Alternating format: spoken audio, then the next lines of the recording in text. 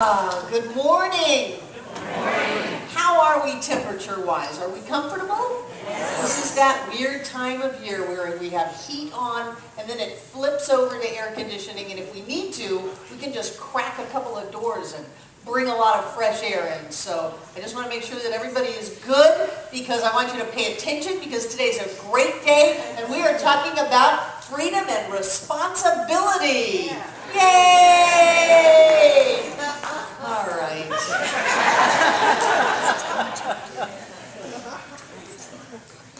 And I love that picture, by the way, because whoever is on that hang glider really needs to be paying attention to jump off of that cliff and to soar. And that's kind of like life. We have all jumped off the cliff.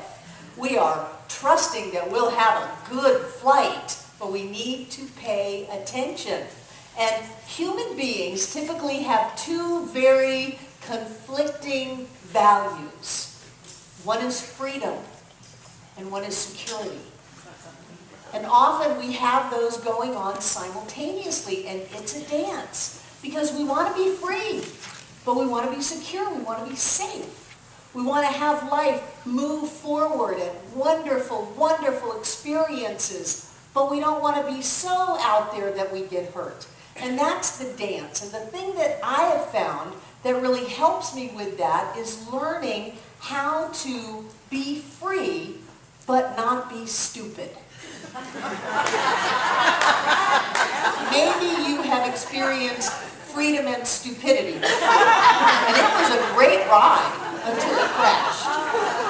So what we want to do is we want to be able to keep the freedom going and to experience all that life has for us, but we want to make sure that we are responsible. Now don't get all heavy on me. Oh, I hate being responsible. No, you really don't.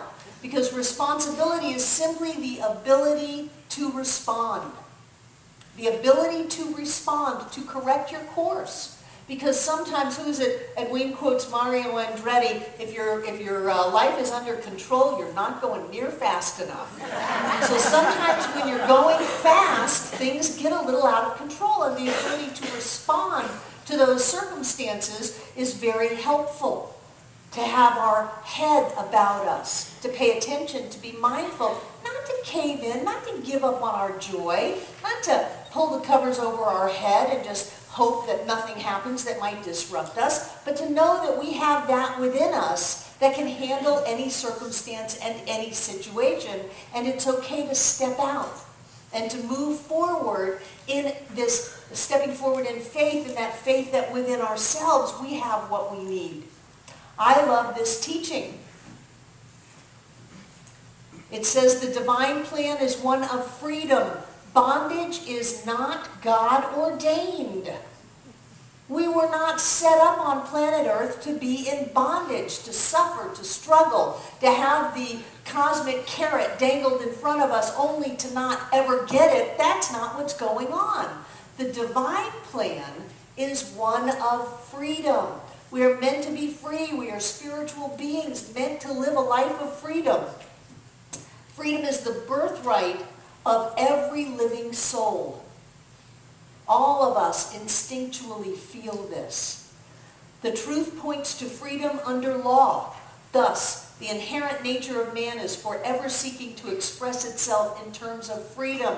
We shall do well to listen to this inner voice, for it tells us of a life wonderful in its scope, of a love beyond our fondest dreams, and of a freedom that our soul craves. But what the science of mind talks about is freedom under law. That we can have this freedom, but it is not a freedom that we can interject our life onto someone else. And conversely, and this is what I like, nobody can interject their lives on us. We can't take anything away from anybody, and nobody can take it away from us. Take a deep breath. This may be a little difficult. Let it out. We can't hurt anyone, and no one can hurt us. Now, I know you've created stories in the past where it looked like someone hurt you, but that was you. That was you and your story about what happened. And someone probably created a story, God knows people have told me that, created a story about how we have hurt them. People say, oh, you hurt me. No, I didn't. I didn't hurt you. I didn't take anything away from you. And as much as I would like to think I did, I didn't give you anything. I do what I do, and you choose what you do with it. Whenever people come up to me, thank you, Jen, that was wonderful. And say, oh, you, Barbara, oh, the great goddess Barbara, you have done all of this to me. You have saved me. Boy, I just want to go there. And I can't. No, I didn't. And so my response is always the same, and maybe you've heard it. You are a good student. Because I have had thousands and thousands and thousands of students. Some of them are better than others. Some of them take this teaching and say, I have within myself the ability to live the life that I choose. There is a force, whatever it is we call it, that lives and moves and has its being by means of me, and it creates through my life, and it is supposed to be prosperous and healthy and happy and whole. I have within myself the ability to do that, to guide and direct that spiritual law of life, that life force, that creative impulsion, and manifest the life of my dreams. I can do that. And if you think that, you're a good student, because you are listening to your soul's call, which never said you should be small. It always said you should be great. It never said you should hurt. It always said you should feel wonderful. It never said that you should struggle. It always said there is a way through this. There's a solution to every problem and an answer to every question, and it's in you. It's not in anyone else, even if you create it through yourself to manifest as somebody else. That's all your creation. Freedom and responsibility. This teaching says that with freedom comes responsibility, because you are the only one that can respond to your life to manifest your freedom. That freedom that is the divine plan, that is God ordained, that you came in with. You came in as a free being. Why we put on these earth suits, I don't know. But I guess that there's some value in them, otherwise we'd still just be twinkling in the vibrational essence of the universe. And so we came in, and even though there appears to be limitation all around us, inside of that, transcending that as a part of it, before it, after it, is the freedom that each one of us wants. What are you telling yourself no about? Don't. You're the only one saying no. All of the universe is saying, what do you want? What do you want? What do you want? Let's do it. Let's move on. Here it is. You thought it, so it has to exist. Here it is. Here it is. Here it is. And we go, oh no, I better not. You know, there might be consequences to this. So what? If you created it, you created whatever you need to go through the effects. Let's not use consequences. The effects of that experience. You have within yourself whatever you need to live the life that you want to live if you will only step out and pay attention. Don't be stupid. Be smart. Know that you are the one that is setting the law in motion. And if you demonstrate resistance to what you want, that's about you. That's about you. Don't say, oh, those people, that thing, they're doing it so I can't. No. Wow, look at how I am manifesting my resistance. And I am doing it so well that it looks like those people. It looks like that thing. But I am the one who is creating my own resistance because I'm trying to hold on to security and safety at the same time that I want to be free. I want to stay on the cliff and yet fly over the waves at the same time. So I'm demonstrating my own resistance. Wow. Look at all the power that I'm putting into demonstrating resistance. I wonder what would happen if I simply shifted that focus and used the creative force of all of life to demonstrate what I want. I wonder what would happen if I stepped out and trusted that everything would work out. It's kind of like that movie that Eddie Murphy was in. Was it The Golden Buddha? The little Buddha, whatever it was, he had to have a glass of water and he had to step out. Pardon me? golden child. The golden child. Thank you, Brian. He had to step out and go across this big gulf in the mountains. And he didn't know what else to do. There was nothing under him. But he knew he had to go over there. And whatever the lore was said that he could walk across it. And so even though he didn't see where anything was going to be beneath him, as soon as he stepped out, there was a crystal column that appeared under his foot. Now, the flip side of that is he may have fallen and crashed to his death. You got to take that into account. But so what? So what? Wouldn't you rather have gone for your dream and risked falling than not gone for your dream at all? You know, that's what we do. We tell ourselves these fantastic stories about how awful everything is going to be, how it's not going to work out, and then we convince ourselves not to even try. And then we blame somebody else for the fact that we didn't try, that we didn't trust ourselves enough to move forward. And one of the things that I love about this teaching, it says that the crystal column, the moving forward, or the crash is all about us. It's all about us. So what are we going to create in our lives? The more that we practice moving out towards freedom and taking responsibility for our life being the way that we want it, the better at it we get. And so maybe we fall a little bit, we get bumped up. All right. Maybe we learn to grow wings and we fly to the other side. Maybe the crystal column pops up and vibrates in all of its techno splendor in the movie theater. Maybe something else happens and that the big valley is just an illusion. Maybe we end up going in the other direction. We don't know any of that unless we try, unless we move forward in our life. And to do that, you have to start having a sense that you have within yourself that which is required to carry you through. Gosh, it got late fast. Emerson says we pay for everything in spiritual and mental coin. And we do. Nothing is given to us for free. We always create it. We always manifest it. I'm going to cut to the chase. I'm watching the clock. I love this teaching because it says that if we are willing to use this spiritual law, we can have anything that we need. But that which is us must be willing to use spiritual law. We can't say, I don't have enough, and then not being willing to give anything out. We can't say, nothing is happening in my life, and not be willing to try, not be willing to put any energy out.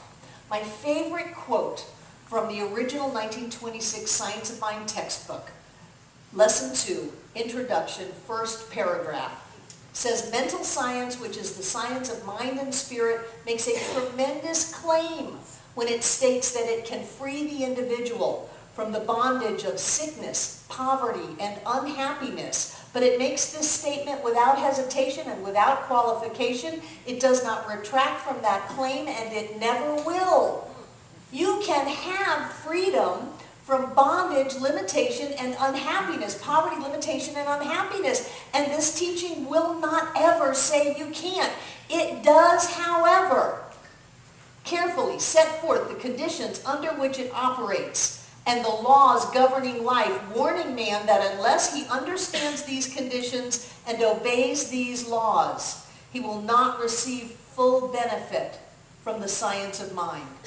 If we are always looking outside of ourselves, we are always blaming someone else and saying, they wouldn't let me do it, they didn't give it to me, it wasn't all set up before I stepped out, then that's what we will create. We will create not receiving it, not having it, and never moving out. But if we get that there is a power and a presence within us that we can direct and we can use, and we can step off that cliff and trust that the wings and the, is that a backpack?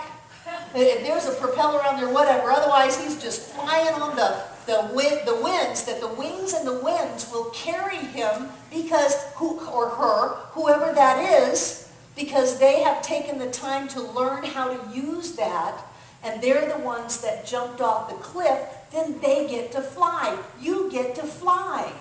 It is not a trick Life is not a setup. There is not some deity outside of us that has dangled a carrot called freedom and joy in front of us and says, you can't have it. You can have it because you're my favorite. But you can't have it. That's crazy. But you have to be willing to go out and get it. You have to be willing to reach out and take what is rightfully yours in life. And if you fall down, so what? Get up. Get up. Even if you leave this life, so what? Where are you going to go? Whatever spirit is all that there is. There's only one. There's no place to go. So even when we lay this body down, we will still be. Be here, be there, I don't know. But we will still be. In talking about this idea of duality, because science of mind is all based on oneness, that whatever it is, we must be because there's only one.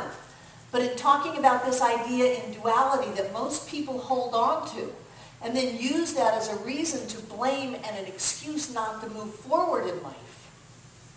One of my other favorite quotes from Ernest is, "The belief in duality has given rise in theology to the idea of a God and a devil, each with equal power to impose upon man a blessing or a curse.